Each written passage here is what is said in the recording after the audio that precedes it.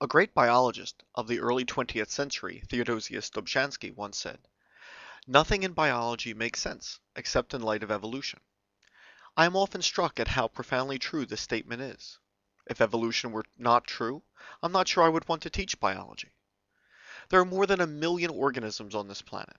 If they were all separate creations which popped into existence out of nowhere, how could one begin to study them? It's hard enough to learn the muscles or hormones or cellular structures of one organism. Who would want to study 1 million unrelated body plans?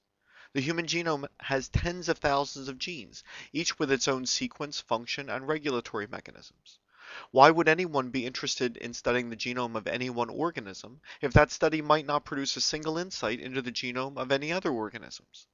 Why would a research study the natural processes if complex changes can only occur through miraculous intervention?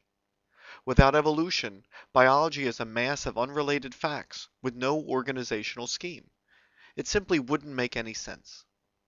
Luckily, life on Earth does make sense, and, based on similar genes and anatomical structures, living organisms can be grouped into an organizational classification scheme.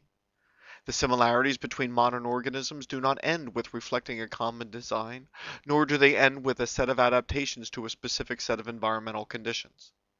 Modern organisms can be classified into a nested hierarchy of groups, which organizes the anatomical, physiological, genetic, embryological, and fossil data into predictable patterns.